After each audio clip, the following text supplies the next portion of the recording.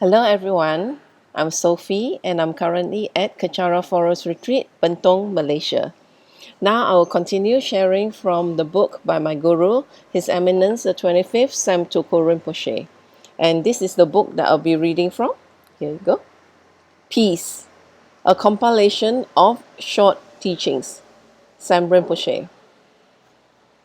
I'll be reading from Part 2, Peace Comes, Chapter 7.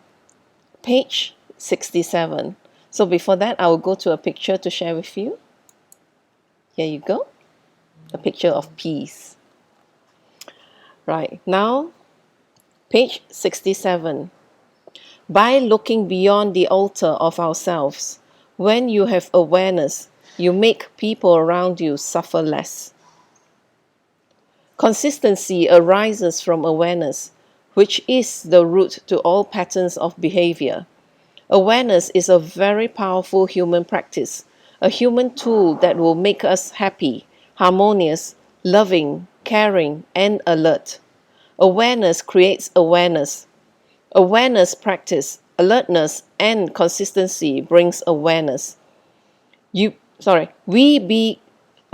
begin to know the needs of others.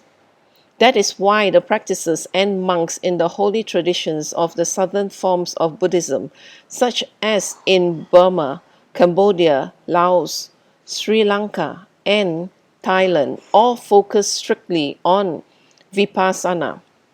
I have seen it in Bodh They walk up and down the temple with their eyes closed or semi-closed, with one foot in front of the other, slowly focusing on the breath. They block out everything, but in blocking out, everything gets absorbed because their minds become focused. They practice that for years.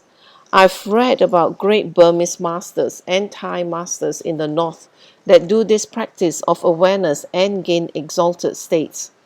It is not to torture them, it is to bring awareness to their mind so that their minds do not get distracted by other activities at that time.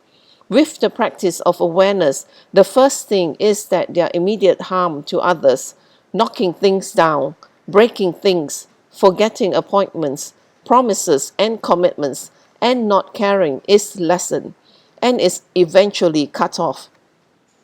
On the next level, they are able to absorb knowledge very fast because their minds are focused. The knowledge is the knowledge is put into use and they do not need people to police them anymore. Then they go to a higher form of practice of awareness where they practice awareness well and deeply. This does not mean that it takes years. It means they put in concentrated effort. They start remembering and recalling things early in their childhood that were stored in their minds. They will even start recalling things in their mother's womb.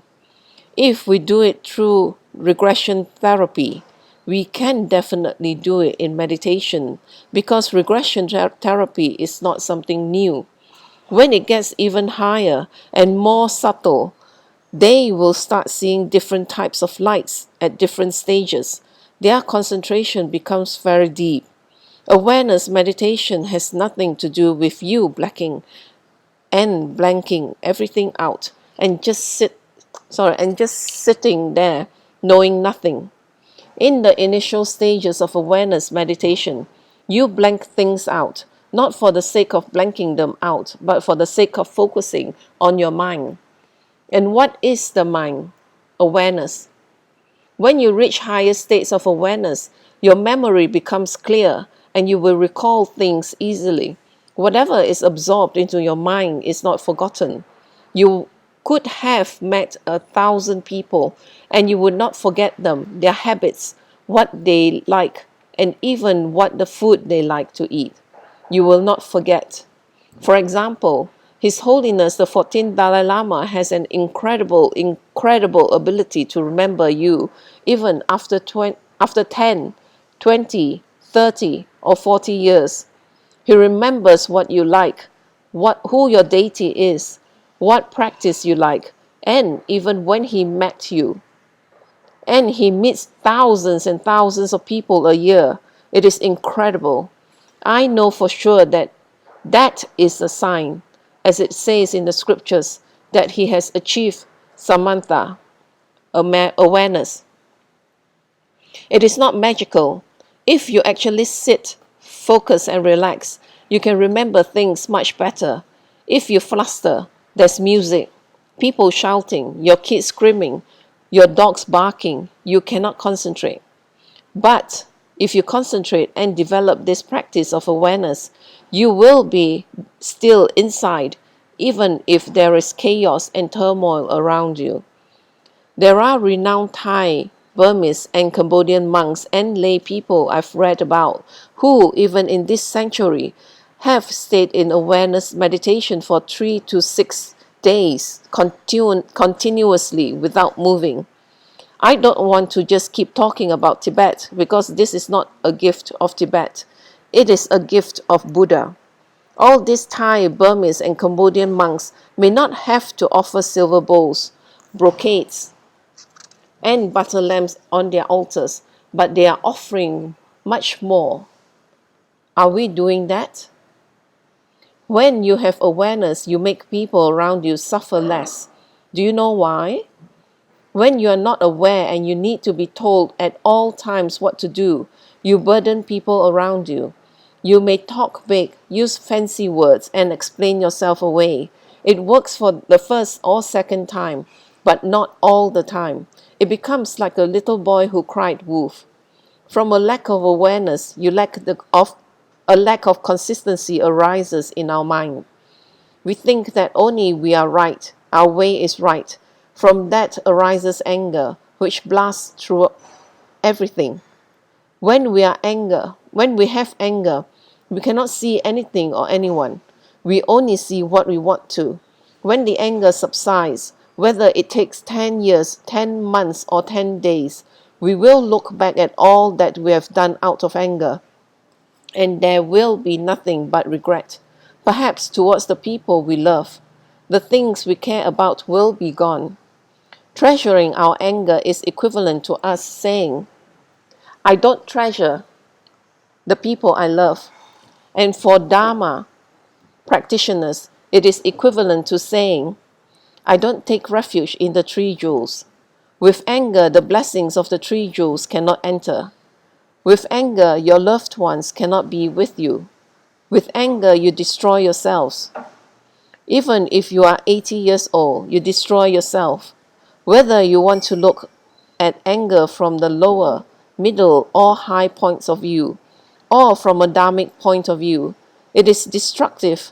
From the human point of view, it is destructive. From the self-improvement point of view, it is destructive.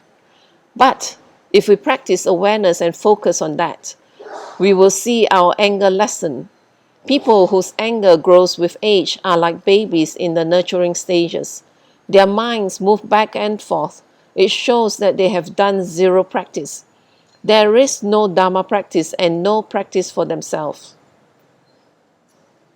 Let's not even talk about Dharma practice yet. We should practice caring for the people we love. Just practice. What is practice? To improve with every year.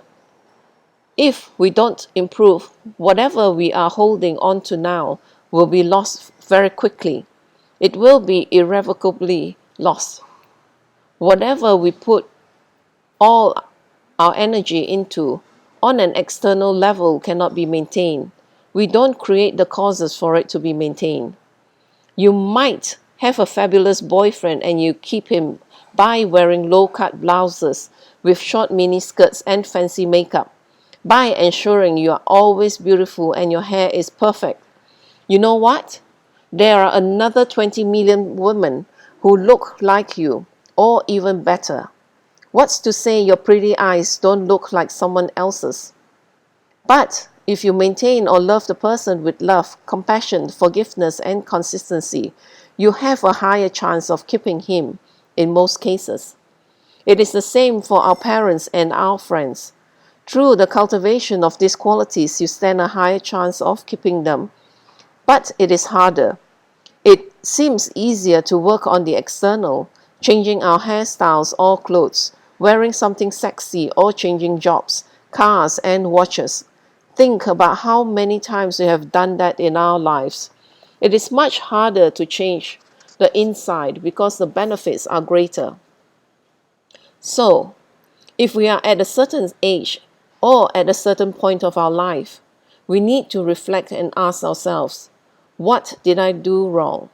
What have I hurt? Who have I hurt? Where does that come from? That person is like this or like that, but what about me? Was I consistent? Was I not aware? Make yourself and the people you love happy by asking and telling yourself, why do I make myself unhappy? Why do I make other people unhappy? I don't want to. Nobody wakes up, looks at a picture of himself, praises himself, and says, I'm going to make everybody I meet unhappy today. Actually, we make offerings of gold, cloths, and silver bowls to statues of ourselves. We pray to ourselves by saying, I'm going to make myself more unhappy. Some of us have been doing that. We don't pray to the Buddha. We pray to ourselves. We take pictures and make statues of ourselves. And we offer gold to ourselves because we are sacred. We think, me, me, me. I'm sacred. Nobody else.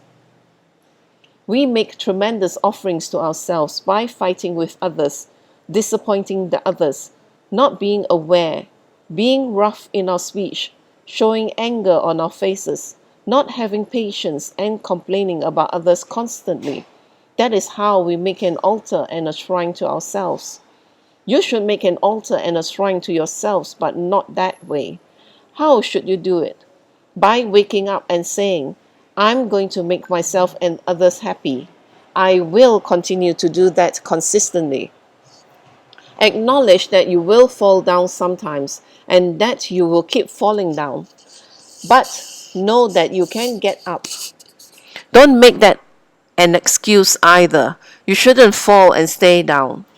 I myself am happy.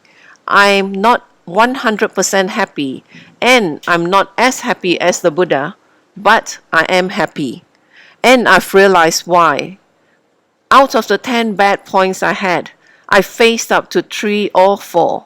I'm still battling them, but it is much easier to face up to them now. I am consistently facing them, and I'm going to keep doing it. And that's why I'm happier. Awareness. Awareness practice and awareness meditation is the most powerful practice we can do. Awareness is very powerful. Ask yourself, what is the most powerful motivation for practicing and for keeping awareness with consistency? Do you love the people who are close to you in your life? That's all it is. Do you want to advance in your Dharma practice or not?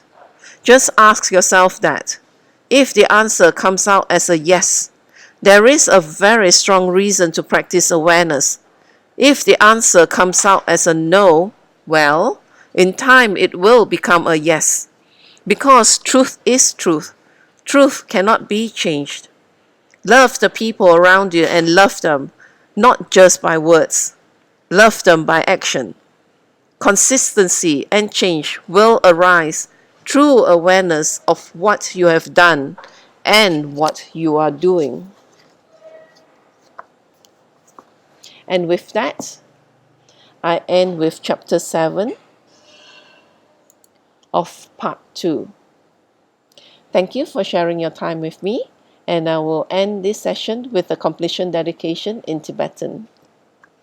Jangjo Sencho Rinpoche, Make Panam Geishi, Ke Panam Pame Payang, Goni Gondu Pewashu, Toni Toa Rinpoche, Make Panam Geishi, Ke Panam Pame Payang, Goni Gondu Pewashu, Daso Jini Sapagi Wadi, Tantantro Agonaga Padang, Jepa Jesu no Santrapai, Tamping Imporin to Sa Se, Ke Wakuntu Number kế hoạch quân tu yan đà la ma đà tra mi chu kỳ pa na lo cho chi sa đam lang yin yat ra zo ne do che chang yin pa nga to so kế hoạch đi nyo do đà la ma sang ge dre ne tre wa chi kya ma lu pa de sa la go pa shu cho kỳ ka po sung ga pa cho su nam pa pe wa la ge ki sa ma si wa dang tung ki ma lu sang wa sho da dam sung yu de sun dan tre wa sung yi la te ne ge wa la san tra pa yi tam pa yu river ge shi ni modele sendele ni megunyan dele shi ni sentatu dele pa kunju sungi jingilo kunju sungi ngotuso kunju sungi trasi sho jesu lama kusen rap ting ching nam ka trini chochu ke padang lo sam tempe dro mi sap sungi dro e mun sa tatu ni gi shi gạo người rõ về cô ấy sinh cầm đêm bên đàn đeo mà lưu gửi này cheren dễ hoàn thành sinh gặp rồi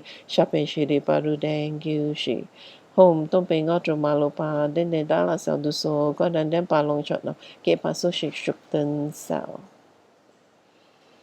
Thank you for sharing your time with me.